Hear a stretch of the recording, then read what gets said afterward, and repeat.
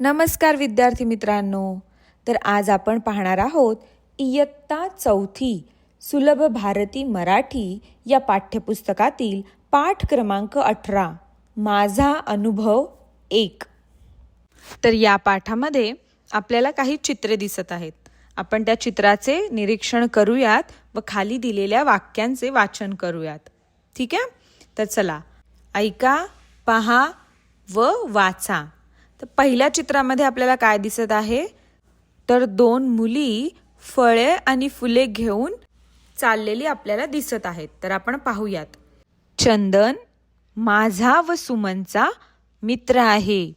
तो आजारी पडला म्हणून आम्ही त्याला भेटायला निघालो आहोत. तर एक चंदन नावाचा सुमनचा मित्र आहे, तो आजारी आहे, त्याच्यामुळे या दोघीही त्याला भेटायला निघालेल्या आहेत.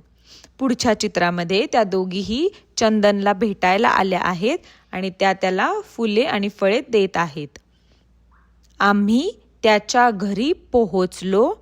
आम्ही त्याला फळे दिली, फुले दिली.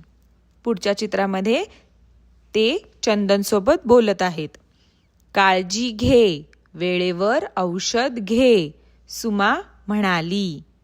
त्यानंतर तू लवकर बरा हो, मग आपण खेळू, मजा करू, मी म्हणाले.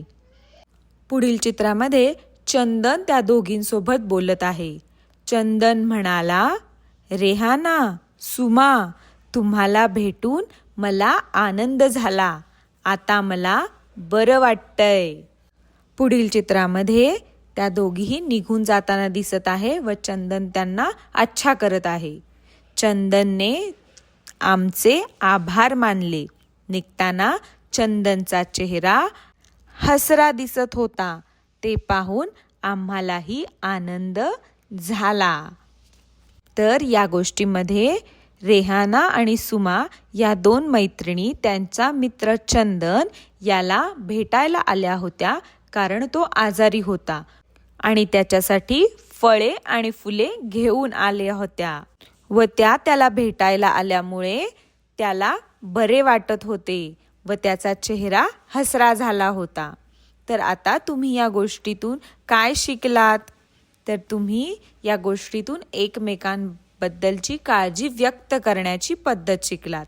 तर तुम्ही ही गोष्ट तुमच्या मित्रमैत्रिणींसोबत अनुभवू शकता. अशा प्रकारचे तुम्ही एक नाटक तुमच्या मित्रमैत्रिणींसोबत सादर करू शकता. धन्यवाद.